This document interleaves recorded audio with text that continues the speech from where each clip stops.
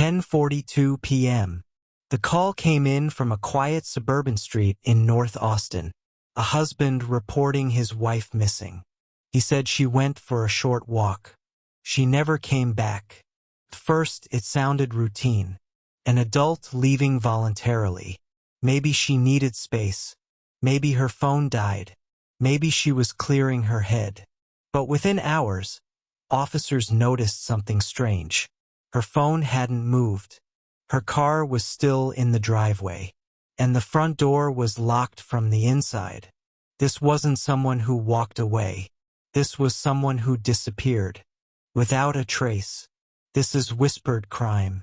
Her name was Emily Harper, 32 years old, a pediatric nurse at St. David's Medical Center. Friends described her as steady, kind but not naive, driven but never loud about it. Emily thrived on routine. Morning coffee at 6:15 a.m. Jog around the neighborhood at 6:40. Work by 7:30. She texted her mother every Sunday evening. Never missed it. She and her husband, Daniel Harper, had been married for 6 years. No children yet. They were saving for a larger home. Emily talked often about going back to school for nurse practitioner training. She kept a vision board inside her closet. Post-it notes, grad school brochures, travel goals. Friends say she had been quieter lately. Not unhappy, just distracted. One coworker recalled Emily staring at her phone during a break. Longer than usual. Another friend said she once mentioned, "Sometimes I feel like something's shifting. I just don't know what." No one pressed her, because nothing seemed urgent. Nothing seemed dangerous. And then came October 14th, 2023. Daniel and Emily's marriage appeared stable, but financial strain had been building. Daniel's marketing job shifted to commission-only earlier that year. Income fluctuated. Mortgage payments grew tight. Emily quietly picked up extra hospital shifts. Friends noticed she seemed tired. Not physically, mentally. There had also been arguments. Not explosive, but persistent. About money. About Daniel's late nights. About a password Emily said he suddenly changed. 2 weeks before she vanished, a neighbor overheard raised voices. A sharp sentence. "Why are you deleting things?" Then silence. Daniel later told police it was about work emails. Minor, normal couple tension. But those small details lingered. Subtle warning signs rarely shout. They whisper. October 14th, 7:58 p.m. Emily texts a coworker. "Switch shift tomorrow? Not feeling great." 8:12 p.m.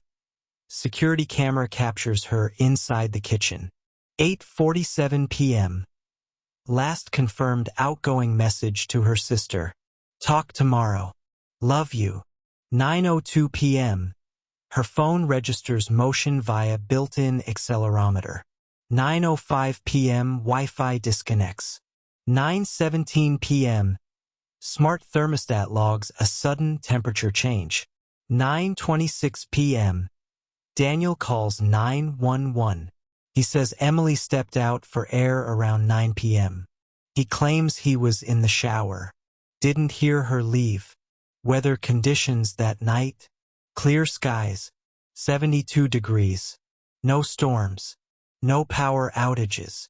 Neighbors reported nothing unusual. No screaming. No slammed doors. Police initially assumed voluntary disappearance. Adult female. No immediate signs of struggle. But something didn't sit right. Detectives checked the Ring doorbell footage. No recording of Emily leaving. Daniel said she exited through the back patio. That camera? Disabled. He claimed it had been glitching for weeks. But technicians pulled metadata. The system had been manually turned off at 8:59 p.m. Exactly 1 minute before her phone registered motion. That was the first crack in the story. Investigators widened the scope. Phone records analysis. Cellular devices constantly ping nearby towers. Each ping creates a timestamped log. Emily's phone connected to the same tower all evening. No evidence it left the neighborhood. Implication: her device never traveled far. Accelerometer data. Smartphones track micromovements. Walking produces rhythmic patterns. Investigators compared her usual jogging data to 9:02 p.m. The motion wasn't a walk. It was abrupt. Short bursts, then stillness. Smart home logs. The thermostat change at 9:17 p.m. Why does that matter? Because many modern thermostats detect room occupancy. The sensor registered movement near the hallway. Then none. Deleted messages. Forensic software recovered partial texts between Daniel and an unknown number. 3 days prior. One message read, "She suspects something." Deleted doesn't mean erased. Data fragments persist until overwritten. Financial tracing. Daniel withdrew $4,000 cash 2 days before Emily vanished. He told police it was for house repairs. No contractor records existed. Search history. On Daniel's laptop. How long before a missing person case turns criminal? How accurate is cell tower triangulation? Search timestamps. October 12th. 2 days before she disappeared. Metadata timestamps. Investigators examined a home security export file Daniel provided. This creation timestamp? October 15th. 1:14 a.m. After he called 911. The file had been altered. Evidence. Explanation. Implication. Each digital footprint narrowed the window and tightened the focus. A neighbor across the street recalled seeing Daniel's garage light on at 10:15 p.m., long after police left. Another reported hearing what sounded like a car trunk closing. Emily's coworker revealed she confided something days earlier. "If anything ever happens to me, check his phone." Her sister mentioned Emily had started saving money in a separate account. Not secretive, just cautious. The pattern was shifting. Detectives brought Daniel in for formal questioning. The room was neutral. Gray walls. Single table. 2 chairs. "Tell us again what happened." He repeated the shower story. But this time, investigators slowed him down. "Exactly how long were you in the shower?" "About 20 minutes. Earlier you said 10. Pause. "I meant around 15. His breathing changed when shown the search history. "That's not what it looks like." He crossed his arms. A self-soothing gesture. When asked about the deleted message, "She suspects something," he said it was about a client. Investigators used strategic silence. Silence invites elaboration. He began over-explaining. Another crack. Theory 1: voluntary disappearance. Perhaps Emily left intentionally. But no bank withdrawals. No packed bag. Phone left behind. Future plans intact. Unlikely. Theory 2: random intruder. No forced entry. No neighborhood sightings. Security logs show no unknown motion outside. Unlikely.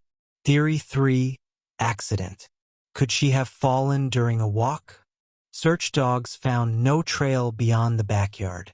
Phone never left the property. Each alternative weakened under evidence. The circle narrowed. Forensics returned luminol results from the garage floor. Traces. Cleaned, but present. Then came the overlooked detail. Emily's fitness watch. Synced to her phone. It recorded a spike in heart rate at 9:01 p.m. Then nothing. Permanent stop. The watch was found inside the garage storage bin. Not on a walking path. Digital confirmation. She never left willingly. Local headlines read, Austin nurse missing under mysterious circumstances. Vigils gathered outside St. David's. Candles lined the sidewalk. Social media split. Some defended Daniel. Others questioned everything. Her hospital unit placed her photo in the break room. Empty locker. Still untouched. The city felt unsettled. Because if someone could vanish inside their own home, what did safety even mean? The prosecution built a digital timeline. Not emotion. Not speculation. Data. Phone pings. Search history. Smart home logs. Financial withdrawals. They framed motive as financial pressure and marital strain. The defense argued circumstantial evidence. No body. No eyewitness. They challenged cell tower precision. An expert testified, triangulation isn't exact. But combined with static GPS and Wi-Fi logs, margin narrows dramatically. Key courtroom moment. The prosecution played Daniel's interrogation clips side by side with earlier statements. Inconsistencies echoed. The jury watched, silently, after 8 hours of deliberation, guilty of second-degree murder, tampering with evidence. Sentence: 35 years. Emily's remains were later recovered from a rural construction site tied to Daniel's former client. No graphic detail, just confirmation. Emily's family established the Harper Digital Awareness Fund, advocating education about digital evidence in domestic violence cases. Austin PD updated training protocols on smart device forensic extraction. Her co-workers host an annual blood drive in her name. But questions linger. When did suspicion turn into fear? And how many signs did they miss? At 10:42 p.m., it sounded simple. A walk, a misunderstanding, a temporary absence. But the smallest contradiction can unravel the biggest lie. In a world of connected devices, the truth leaves a footprint, even when someone vanishes without a trace. This is whispered crime, where every whisper hides a truth.